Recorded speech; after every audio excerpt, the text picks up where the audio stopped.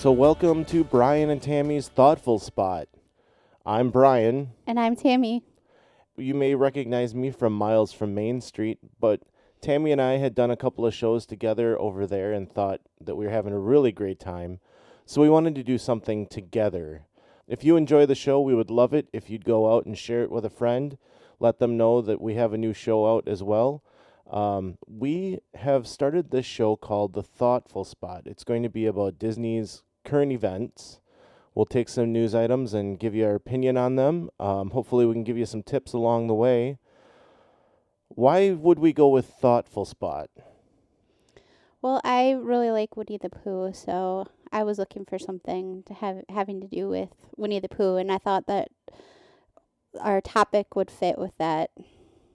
Yeah, we had looked at news type titles to the show. One of them we came up with was Tiggerific Times, which I would have preferred to use. I really liked that one, but unfortunately, Disney has a trademark on Tigger, so down the road that could cause some issues. Yeah, and I think the Thoughtful Spot really it'll work for what we're doing here. Like you said, it's going to be current events, but it could evolve into anything Disney, really, or anything about our lives. So it's just kind of general enough that it works. Yeah, I agree. It's just something that we can grow with and continue using.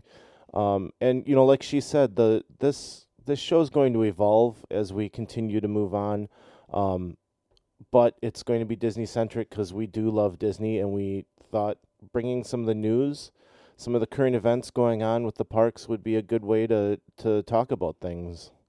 Yeah, and we always have fun when we do this, and we're getting older and our kids are getting older, so it gives us something to keep us busy, right? Yeah, there you go. I like that. So news item number 1. Fantasmic finally returns to Disney World. Earlier this month, it kicked off in grand fashion. I watched a live video of it, and it was quite energetic. The crowd was beside themselves for it, and the lines were there for it too. This has been missing. I've always loved Fantasmic. I'm so glad that it's back. Yeah, it's been a really long time since we actually got to see it live. I think, wasn't it, Mia wasn't even born yet, was she? Have we seen it with her? Yeah, we saw it when we were on the trip with your mom. Did we? Okay. Yeah. I can't remember. But Yeah. that's still been a really long time because she's 9 now, and that was when she was 3. Yeah, that was 2016 when we were there, and we did the dining package at Hollywood and Vine. That's right. So we got some decent seats, didn't have to wait in the line. I highly recommend doing that if you're going to go to the show. Yeah, especially if you have younger kids, because those are the characters that are there for that. They were it was like Doc McStuffins and Jake and the Neverland Pirates, and Yeah, that was a lot of fun. yeah. I enjoyed that. The food I've heard has gotten better. It is buffet style. I believe it's back to being buffet style too. So we watched the show from 2016, and then we also watched the new show. What'd you think? There are things I like that they changed and things I'm unsure about. Yeah. I don't know. The one main difference, I guess, that I saw is in the older show, there was a lot more happening on the water, it seemed like, than there is in the new show. And I'm undecided how I feel about that. Yeah, there was a lot of Pocahontas that went down in the show. Yeah. I'm talking about, the boats out in front, though. They didn't do that as much in this one, except for at the ending. Yeah, you're right. So there's a section where I don't know the villain from Pocahontas. Radcliffe, I believe. Radcliffe, yes. Radcliffe comes out and he's got all of his minions with him and they're singing a song. And then Pocahontas, I believe, goes by on a canoe. There were a few people in canoes, I think, Yeah. different characters. Yeah, and that kind of went away. Which I think I'm okay with that. I mean, I don't hate Pocahontas, but it's just not as relevant today as it maybe was back then. And I do love that they added in stuff from a lot of the newer characters into the new show. I do too. It just to finish up on your point with the water though, they added water fans into the new show. At least that's what I call them, and those are the big sprays of water that they'll project things onto. And I feel like they added a lot more of that, so I'm guessing because of that, that's why they had to get rid of a lot of the canoe stuff on the water. Um, Probably, yeah. yeah, so but now there's a section with Moana. Mhm. There is a piece of Pocahontas in there still. It's brief, but she is in there, and then of course Elsa. Yep. Um, that section is great. I think the whole new piece that they added in with Elsa, with Moana, with the brief piece of Pocahontas. I think it's really good. I think it adds to the show. Um, I enjoy it. I think there's that emotional tug comes in at that moment. Yeah, I agree with you. And from what we watched, I couldn't tell much of a difference between like the scene with like the Wicked Queen and Mickey. Like that all seemed pretty much the same to me. I'd agree with that. Yeah, I think a lot of that did remain the same. And a lot of the projections that they did, like the bubbles and stuff, a lot of that is still the same. Still has the same ending, which I just love that ending, where Mickey's at the top and then he in his sorcerer's outfit and shows up at the bottom of the hill or the mountain. So I'm glad that they left that the way it is. So I think Fantasmic is great. I think it's something that everyone needs to go out and check out. When we're talking about it, I can't help but think about the evil queen and her ridiculous crown. And that's all I'm going to think about now. So, like, we were watching it, and Brian's like, isn't her crown ridiculously big? And I'm like, yeah, it is. And then we put on the old one, and we're like, yep, it's just as ridiculous then as it is now. So, I don't know what's up with that. I don't know if that's for a visual from the stand so that you can tell who it is. Yeah, maybe. I don't know. It's just so big. It is. Now I'm going to laugh every time I watch it at that. So we did talk about using the dining package. And if you're not aware of how that works, when you make your dining reservation, there's actually a separate reservation that you make for the dining package. And that includes preferred seating at the show that night. They'll do this with Fantasmic. I think they do it year round. But they'll do it with like the Candlelight Processional. They'll do it with some of the concerts over in Epcot. So if there's some show that you definitely want to see, a good way to do that and not have to wait in the line extra long is to get a dining package. We're eating a meal anyway, so to go and get one of these packages really works well. So as we said, definitely check that out. Use that option. It really works. And the nice thing now, news item number 2, is that dining reservations only need to be canceled up to 2 hours before. Yeah, that's huge. Like, that's a big difference and a really good one, I think. Yeah, I think it's a big deal too. Yeah.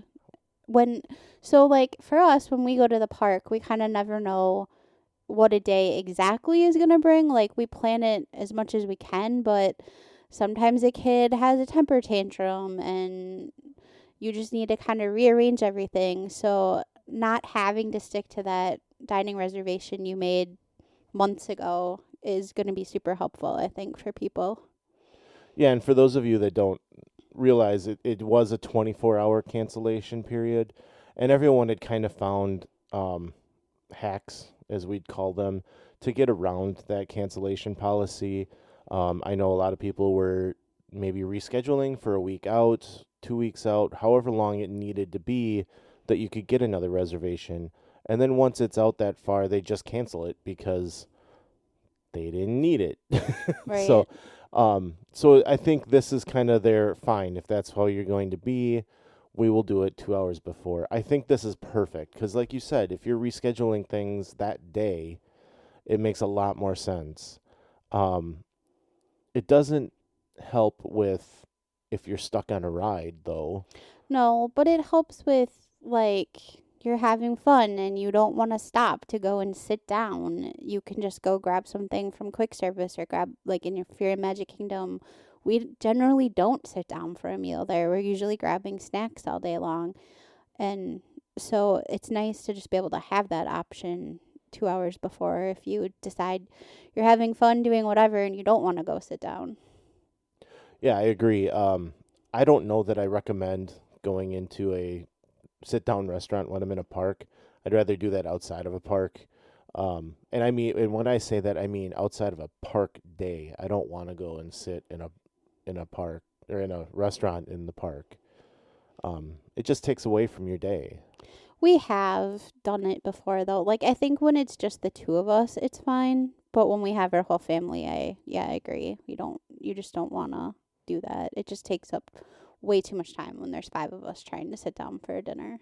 Yeah, and if you've been there enough and you enjoy going there and eating and you're not worried about getting everything done that you need to get done, I think go for it. Get that reservation. But if you need to see certain things, grabbing the quick services and taking that break for maybe a half hour, 45 minutes in a quick service is much better than sitting down for an hour and a half to 2 hours, which is how long that can take. In fact, that Hollywood and Vine reservation we had for the Fantasmic deal, we stood there for over an hour waiting for our table, didn't we? Like it was It was nuts a long backed up. time, yeah.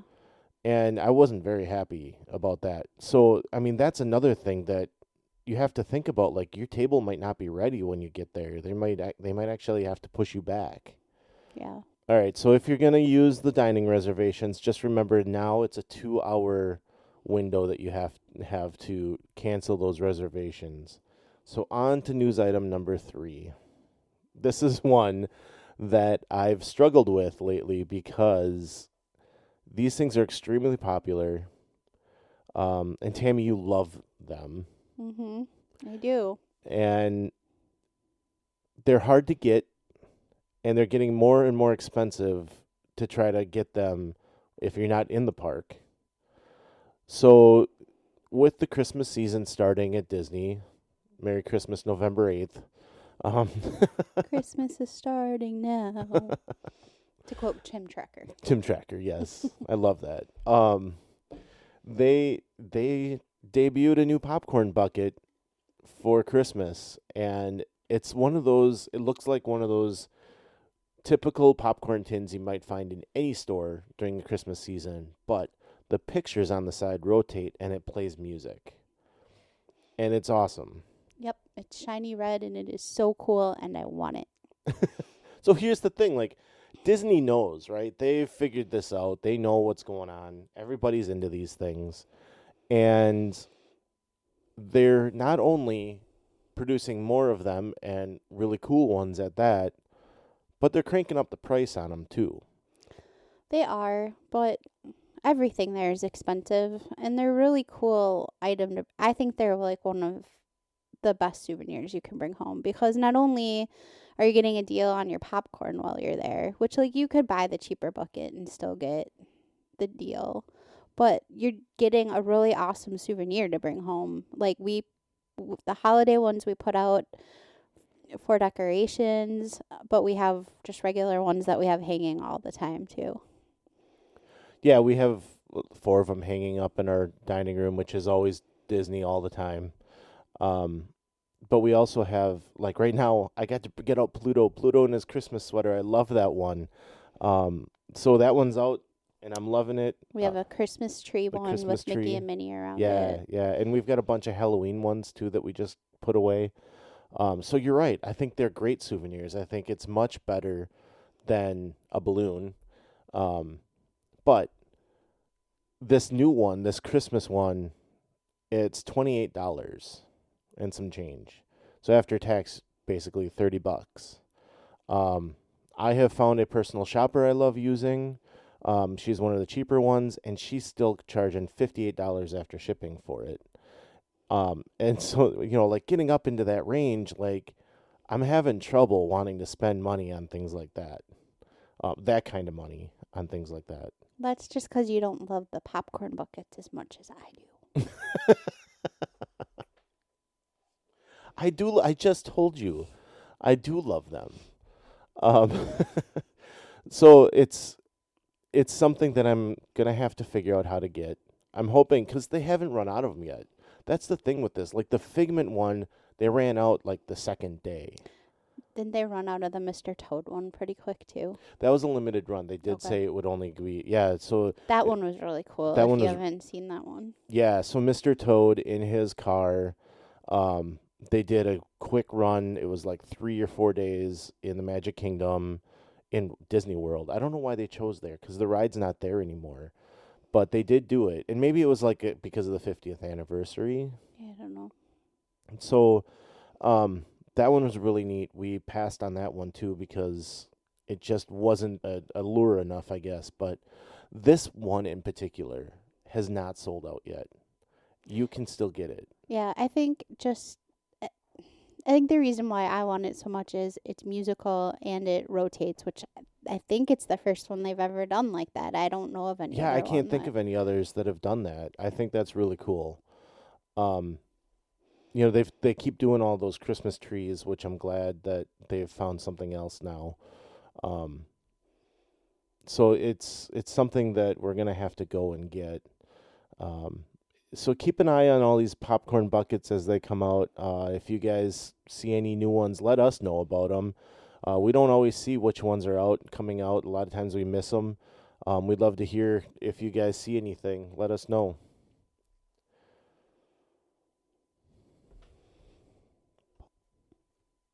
So news item number 4. Just this past Friday, Mandalorian and Grogu debuted at Disneyland in Galaxy's Edge, and it was awesome. Yeah, you've always just really liked Boba Fett and The Mandalorian, like that whole line of stuff. So I'm sure you're very excited about it. I am very excited, and you're not. Well, I mean, Baby Yoda's cute. So I was watching a live stream on Friday, and she waited, and there were all of these content creators there to catch the first time he came out, and it was hilarious because people were walking by that were just kind of like, "What's going on?" And they'd walk up to the cast member, kind of hanging out where he would come out, and they'd walk up and they'd say, "What's going on? Why is everyone standing here?" And they'd be like, "I don't know. There's nothing going on. I don't know what's going on." And some people would move along, but eventually there was this great big kind of line of people that they had congregated. So those darn content creators were causing issues by piling everybody up. But then it finally is time for Mando to come out, and they send out Boba Fett first. So you see the helmet, and everyone kind of goes, and then he comes around the corner, and you realize it's Boba Fett, and they all go, "Oh yay!" and then Mando comes right out after that, and it was a mob scene. They had security around them and other cast members around that were kind of like, because these are walk around characters. This isn't a typical meet and greet, right? So he's trying to walk around and do his thing, and everyone's mobbing him. So the cast members are trying to keep him away, and so he walks around a while, and she gets into a spot near where he's gonna walk out, and he comes up in front of her, and he kind of got into the spot where he got stopped, and it got awkward for a second. And she says, "I like your baby," and you couldn't hear what he said. And I remember that with Boba Fett, like the first time he came out, he was really quiet. And I guess what he said was he has his moments. And that was so like perfect for me, and I'm sure it is for you too, because how many times have we gotten a compliment on our kids and we're just like, well, they have their moments. Right, yeah. That's how you know you're being a good parent, right? Is they're awful for you and they're good for other people. Right. So, Yeah. So I thought that was a great response. And then he says, "This is the way," and off he goes. I did see a little video as well of Grogu making some noise. And if for those of you that aren't aware, Grogu is the actual name of Baby Yoda. I always like to think of it as two different things. Grogu in the show, Baby Yoda on the internet. Like the internet kind of created Baby Yoda and all those memes that everyone loves, whereas Grogu is on the show and he's a cute and he's adorable on there, but he also has a character there that's different from what you see on the internet. So I really like the show. I think you should go check it out. I think there's some great moments in season 2 with Grogu that are absolutely adorable, and anyone's gonna love it. So definitely go check that out. Now we are taking a trip to Disneyland in February. Yes. Very excited. Me too, and I'm excited to see The Mandalorian. And the best part about it is the crowd's not going to care as much then. Right. Yeah, I hope I get to see that. I don't get to spend as much time there as you guys do, but hopefully I'll be able to see all that kind of stuff the times that I can be there. Yeah, I think we'll definitely make it around enough that you're going to be happy. It's kind of daunting. This is our first trip to Disneyland, and like as being worlders, as we like to say, like we with going to Disneyland, I know that it's a little more chill. There's not as much to see. We've got a 4-day ticket, which in Disney World is never enough. Right. But I think at Disneyland we're gonna have enough, and it sounds like the evenings at least you're gonna be able to be there, and checking out some things. So I think we're gonna have enough time.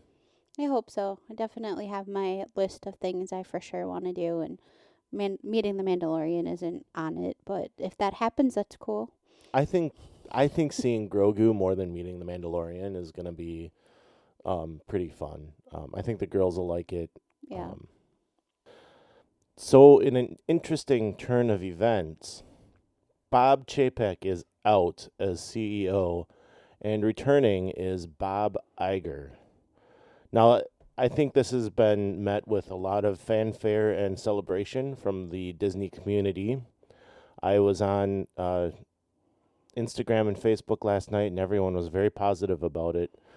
I don't know that he's the savior that everyone wants him to be, but I think that it's going to set the company in a better direction. What are you thinking? Yeah, I agree. I think that I don't know a lot about Chapek, I guess, but I just know that nobody really liked him much. And I guess I know a little bit more about Iger, and I feel like his thoughts kind of lined more with like the Disney way of things. Yeah, he was very much involved with a lot of the creative side, right? And that was Yeah. one of his statements on his way out the door was, "Don't forget to be creative," like because Chapek was very much a numbers guy. Right. So And Walt Disney was not. I mean, Roy was, but right, I mean, yeah, I mean Walt was definitely the creative guy, and Roy was um, the numbers guy. And it's interesting to look back at the history of the CEOs, right? Like Roy O was the CEO until he stepped down, and then I believe it was Ron Miller that took over. He might have been it after one other guy. Um, but when you look at the transitions, it's never been pretty. When Roy stepped down, it was because he was sick, and he ended up dying a couple months later. And then uh, I believe Ron Miller was in charge, and he was ousted by Roy E. Disney, because Roy E. Disney was on the board and did not like where Ron was taking the company, so he ousted Ron Miller. And that's when Michael Eisner came in, and Frank Wells. And Frank Wells, he passed away in a tragic accident, which he was kind of the failsafe on Michael Eisner. And I think everyone needs to look back at Michael Eisner in a very positive light. He did wonderful things for the company. But he was then ousted by, again, Roy E. Disney, which I find interesting only because Roy is the one that brought Michael Eisner in to begin with. But Roy wasn't happy with where Michael Eisner was at that point, so he got him out. And that's what led to Bob Iger coming in. And Iger did a lot of great things. We were talking off the air about his acquirements. yeah, like he acquired Lucasfilms and Marvel, I think, and Pixar, right? Yeah, yep. Yeah, Pixar was his first, and I think all of those acquisitions have been really good for the company. Um, Yeah, I agree. I mean, it gave a lot more content to the parks even, and I don't know, Pixar is great. Like I love Pixar and it aligns really well with Disney. Like I don't know, they're very similar. Yeah, I'm interested to see if he acquires any more stuff for Disney. I don't know what there is out there that he could acquire, but it'll be interesting to see. yeah, and I don't know if that's something that, I mean, obviously everything's on the table. He's the CEO, right? Um, it'll be interesting to see if that's something he does. Now, it seems like from what we're hearing from this news release is that uh, Bob has been mandated for a 2-year contract. Side note: I find it very interesting that he's back because this is the second time now that he's tried to step down and has had to come back. He made it 11 months this time in retirement. But I think that probably just goes to show how much he loves the company too, that he wants to come back because he doesn't like where it's going and he wants to try to make it better. Right, and it's nice because it really isn't a steward with the Disney name anymore that's watching over the company. So it's nice that he's still kind of keeping an eye on things and that the board has the sense to know that things were in trouble. Looking at it from a financial perspective, um, they just had a terrible third quarter. And I think that's what set up the ousting of Chapek. Like the timing was more right. They when they renewed his contract at the beginning of the year, there was discussion that they didn't feel it was the right time. If they were going to take him down, they were worried about what the stock price would do. So I think that this bad third quarter was enough for the board to say, okay, we need to make a change. So 2 years, and he's supposed to be setting up the new strategic direction of the company and Naming his successor, right? yeah, It'll and be finding interesting to see yeah, because he who he picked finds. yeah, because he picked Chapek himself. But I know that right after he was out the door, he said, "I wish I wouldn't have done that." Just out of curiosity, has any of the animators ever been named? Like, has anybody ever gone from like an animator role to I can't think of any. no? Um, That might be an an interesting thing. yeah, like, yeah. because they definitely would have the creative aspect, but I don't know. And he's got 2 years to figure it out. I'm not familiar too well with all branches of the company. I mean, obviously you've got Josh Damaro who's running the parks. I don't. That's where Chapek came from, that position. So he may steer clear of that position this time around. But Josh Damaro is a star among the executives. You've got Kathleen Kennedy running Lucasfilm. You've got Kevin Feige with Marvel. Those are some big names out there in the company. He came from ABC. Bob Iger did, so he could look there too. Right. But yeah, having an animator step up, that would be interesting. I have trouble with that. Whether You wonder if they'd have the business side of it right enough, but enough of that training to know. That would keep them in the creative ideas, wouldn't Right. it? And that I guess that's the last thought I had, is that I don't think Iger, like I said earlier, I don't think he's going to be the savior that everyone wants him to be. I think he's going to set the company back on its feet, and back on the right path. But Genie Plus is here to stay. Love it or hate it, you might as well get used to paying for it because it's here. Yeah, I can't see him getting rid of it. No, I think that Genie Plus solves a problem that they had with FastPass that many people may not have realized was even there. Go check out Defunct Land and their FastPass thing out on YouTube. They do a really great job of discussing the whole FastPass problem that was created there. So you've got that, but on the other side, at D23 Expo, it was very apparent that Chapek was not willing to put any money into the parks right now. When they came out and said, we have these blue sky ideas, which, those are ideas that are 10 years Yeah, out. I mean, they didn't really tell us anything. Like, we could do this. Maybe we'll do this, Right. but nothing Yeah. concrete. Yeah. So I think Iger will put some of that into motion.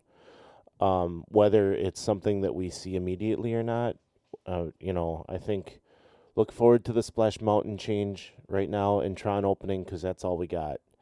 I would love to see a Villain's Land open, Yeah, that would be really cool. right? So I think it'll be fun to watch where the company goes in the next 2 years. I agree. But we will be coming back every week. So please join us next week when we come back with another episode. So we do have an Instagram account. And I got to tell you, Thoughtful Spot is the hardest thing to find on Instagram. I spent quite a bit of time putting in any combination of Bryan and Tammy's Thoughtful Spot that I could come up with. And everything was taken. Like, I couldn't believe how it was taken. So if you want to find us on Instagram, and I'm going to put a link to it in our show notes so you guys can just go there and click on it. But if you're out there and you want to type it in, it is BNTS_Thoughtful Spot. But the part of Thoughtful Spot is that there's a period in between each letter. That was the best I could do. So please come on out to Instagram. We'll start getting active on there and, showing content as we're doing family Disney stuff. I'll try to share some news items on there as they come up, and it would be great to have you follow us and let us know what you think of some of the things that I'm putting out there. Thanks for listening, and we'll see you back here at the Thoughtful Spot, Where any day spent with you is our favorite day.